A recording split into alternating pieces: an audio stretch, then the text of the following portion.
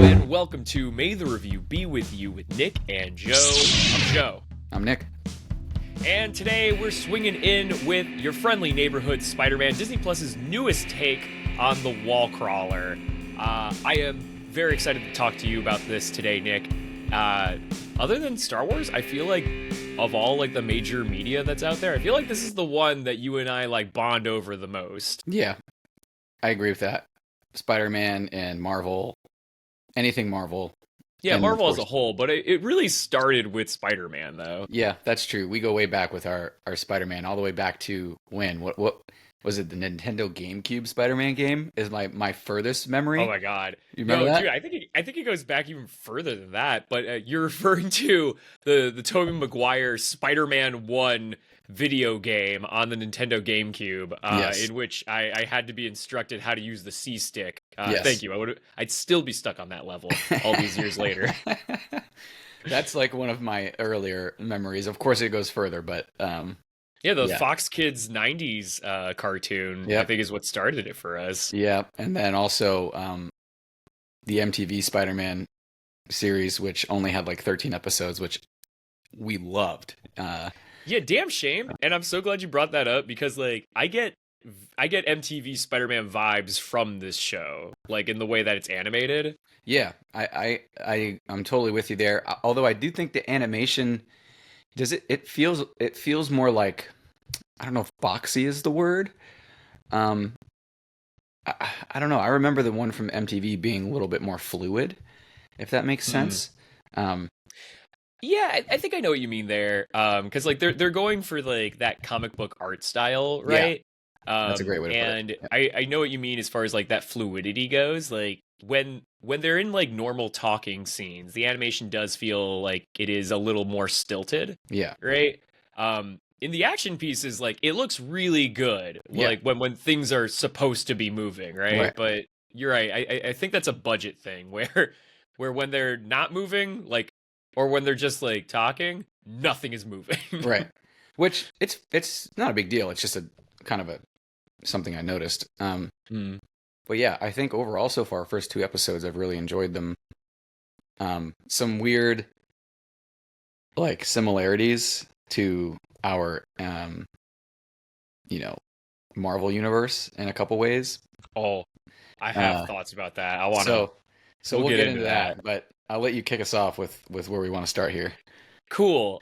So we got our first two episodes and titled Amazing Fantasy and then The Parker Luck. Two references into the overall lore of Spider-Man. Of course, Amazing Fantasy being where Spider-Man originally came from, amazing adult fantasy. And then the second episode referring to the fact that Peter Parker is just always down on his luck and things just always suck. So I think that this has been a great start. I think this has been very promising. I've been a huge simp for Spider-Man over the years, even bad Spider-Man. And like, honestly, as far as like shows go, I think this is probably the best show we've gotten since like Spectacular Spider-Man back in the day. But yeah, it's super fun. I love that we have like a gang of characters that aren't typically on screen or typically ever associated with Mhm. Spider-Man, which is really cool. And I don't know, I just like I love the representation of the neighborhood. I love the overall vibe, the happy-go-luckiness of it. But at the same time, it also feels like there's something very like sinister, like creeping in the background of the neighborhood. That's kind of like my overall like first impression of these first two episodes. What about you? Yeah, I think that's a good way to put it. It's felt weirdly off, but like in an intriguing and interesting way. Kind of, what you alluded to about something in the background that we don't know yet. And I think whatever that is making it feel a little weird at first. Like, I'm not really used to Peter being a cool kid, and he's kind of like a cool kid, but he's also like a nerd who is unlucky.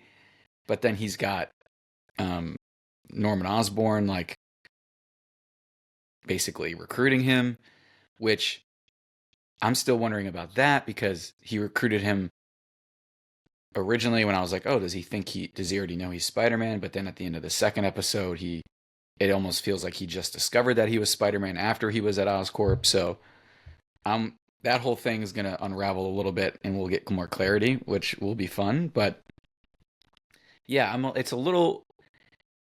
It feels like a different Spider-Man story than what we're used to so far, right? Like we've got some similarities, of course, and we got a quick little origin story, and we got a similarity to across the universe, right, or across the Spider-Verse.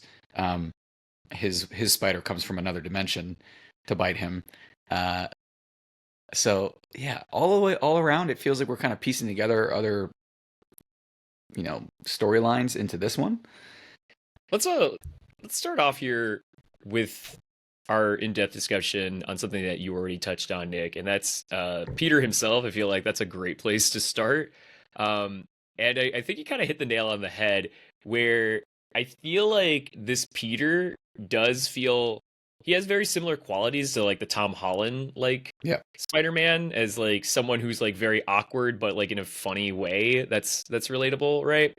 Um, but I do agree with you on the fact that like this Peter seems to know love and like popularity in a way that Peter usually doesn't, right? Hmm. Peter's usually like on the outskirts of being popular, and like Right. I truly do love the relationship that they're building with Lonnie Lincoln, which get into that later. Um, I just like the fact that it wasn't like we were expecting like a Flash Thompson to be the role of that guy that's gonna mess with Peter, and that character doesn't really seem to exist unless we're talking about over at Oscorp, Hmm. and I'm blanking on his name, but the scientist who is giving him a hard time, but it's a little bit different than Dr. like a Whitman. peer. Doctor, yes, exactly. Say it again. Dr. Whitman. Thank you, Dr. Whitman. That's why there are two of us.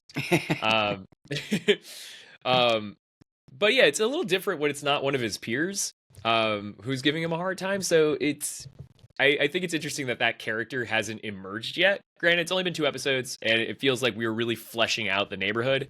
Yeah. So maybe there's still time for that. But as far as like what that episode 2 is referencing, as far as that Parker luck goes, Hmm. I think it goes hand in hand with what you just said, Nick, about him being popular. Like him being late for something like is like a very Peter Parker thing to happen, but it's also like not just tied with the fact that like he's too busy being Spider-Man. That is a big part of it, but also because like Peter makes bad choices. Like the typical Peter Parker makes bad choices, right? Right. And it's all like a learning process for him. So I feel like that second episode is kind of misappropriately named actually. Hmm. Because I don't think we really saw the Parker luck on like full display in that episode. Not that I think that episode's bad. I overall really like the show so far. But just like things that I'm hoping flesh their way out. I hope we do see a little bit more of Peter. Not that I want to see Peter down on his luck, but that's what makes the character relatable, right? Right. So I want to see. I guess I like this Peter, but I want to see some more traditional Peter aspects to him. Yeah. And I I'm sure we're trending in that direction. I mean, now somebody knows he's Spider-Man, and of course that person's like the most powerful uh character in New York. So, um this is going to get interesting. I'm what I love about superhero stories, especially ones that are like kind of origin story-esque, right? Like this one essentially is an origin story. Um is you get to see like how they get their new suit, right? Like so we kind of pick up like what is it, a couple of months later after he gets Yeah, bit, and he's got he made his own suit and he's got this whole thing. So it's nice we kind of skip like the interim pieces there, but obviously the spider suit that he's got now is not what he's going to have. It's not his main one, right? It's not the iconic one, right? It's like it's the precursor to him getting a real one. And so I'm always like a stan for just a little piece of story where we find out like how he gets his next level of superhero suit. So it'll be cool to see what that looks like in the story and how he gets it. I'm kind of thinking it's probably going to have to do with Norman. I'm assuming Norman Osborn's going to help him at first, um, use all the technology, right, and then go from there. Um, but yeah, we'll see. He met Harry Osborn too, didn't he? he At the did. Yeah, beginning, he met yeah. Harry. So already I'm thinking, how are they going to go with this? Like, who's going to be the Green Goblin? You know, and probably Norman, but who knows? You know, we got a Dr. Connors sighting as well, played by a Yeah, we female got a this time. gender swapped Connors. Yeah, so we've got, we have someone from Wakanda as well. There's like a lot of call outs in the first two episodes, so um, it's interesting. It is one of my favorite. So there's a lot of characters that have been added to this that aren't normally associated with Peter. Right. Like Nico. Nico is a character from the Runaways. Very, and as far as I know, I don't think they're typically seen as the same age. I could be wrong about that, but I'm pretty sure they're not. So that was an interesting choice that she takes on like the Ned character or like the Gwen Right. Stacy character, right? Odd choice there. Pearl also, she's more recent to Marvel Comics and definitely doesn't have anything associated with Peter. The one who does though, and I'm so interested to see where this is going. Let's just say one of the characters in the high school is like a well-known villain. And I'm very interested to see where that story is gonna go. Nick, earlier you mentioned that the show feels off, right? Mhm. There's something that feels off about it. I have a theory. I have a listening. theory about what's going on here. And it excites me because like I really do think I'm onto something here. Okay. So as you pointed out, there's some similarities to our MCU. And from what I understand, this show was supposed to be originally a prequel to Homecoming, right? They changed it. It was going to be called Spider-Man Freshman Year originally, and they changed it to Your Friendly Neighborhood Spider-Man, and they said, yeah, it's not going to be in the MCU. Okay. But those similarities to the MCU are still there. And I think they wanted us to notice all of those things, right? So I think this Peter is very much supposed to be like what was going to be the Tom Holland Peter, right? Like the Peter who meets Iron Man and becomes an Avenger, right? Goes to space, gets dusted, all of that. I think he is supposed to be that. But the incident with Doctor Strange changed everything. It changes Peter, where Peter goes to school, which ends up changing everything, right? And one of the reasons why I think this is Marissa Tomei, Yes. Who's not in this. However, Aunt May, Aunt May is definitely modeled after Marissa her. Tomei, It's right? for sure her. Yep. It looks exactly like her. Like they weren't trying to make a different Aunt May Not at even. all. It's Nope. it's It's just her. Marissa Tomei. It's her. 100%. Yeah. So there's that. There's the whole end sequence of the first episode, Yes. where he's web slinging and he's trying to stop the bank robbery, right? And he catches the car in front of the bus. That's the video that Tony Stark saw, Right. right?